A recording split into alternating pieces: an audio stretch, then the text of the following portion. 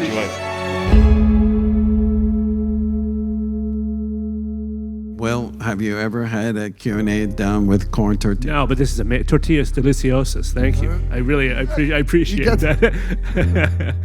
How long does a script take to develop? It really depends on the script. The menu is kind of me and a co-writer actually make an outline.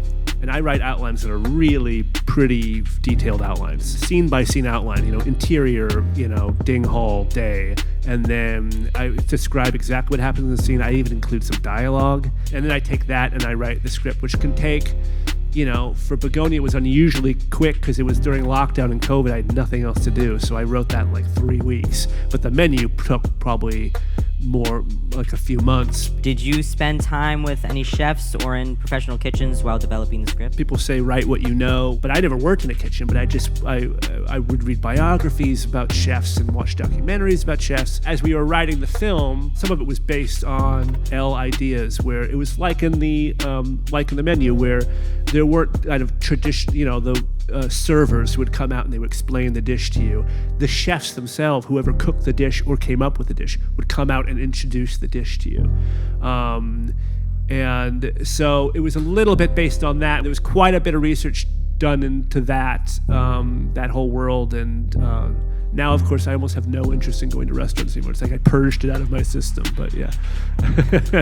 I'm curious because I know you worked at The Onion. Like, were you worried about offending people while writing this? Like, are people going to pick this up? It's some of these people who we are pretty hard to offend because they're so divorced from reality in some way. But no, I'm not thinking about this stuff at all, as long as I feel like I can defend the movie on moral grounds, that it's not just dark laughter for the sake of dark laughter, that there's something else happening in the movie emotionally.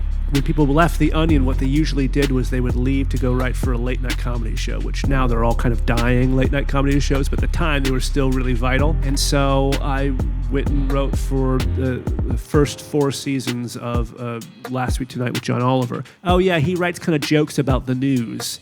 And I guess that's how you would typify my career at that time.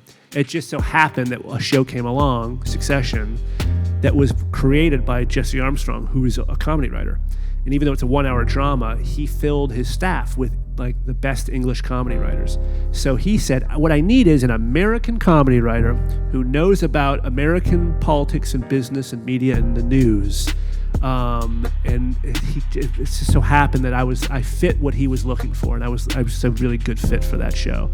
And then from there, it was much easier to like, oh yeah, I guess now if I can write an hour-long Succession script, I can probably write a movie script. When you're writing a movie like The Menu, we were convinced like, there's nothing like this. This is so original. And then, it takes a while for a movie to get made. And then by the time the movie came out in theaters, there was like 3 other movies that year about like rich people on an island. Literally, there were like pieces written on websites and in magazines grouping our movie with those movies. Be like, what is with the glut of movies about rich people on an island? So we thought, so it just goes to show it's okay that it feels like it's part of a broader cultural conversation. And maybe also there's just something in the air that like you should always strive to be original, but don't be discouraged if it comes out and people think, oh, it's like these other things. It's always going to happen. This was such a delight. The food was delicious and quite authentic to the film, which was, I've seen a lot of people try to do the menu burger, and it's kind of like, no, they didn't quite get, this is actually the menu burger. This is great. These are really, really smart, good questions. You guys are clearly very smart and talented, and so and it's such an honor to have you here tonight. Thank you guys, and thank you, Roger. Yeah, thank you. Thank you.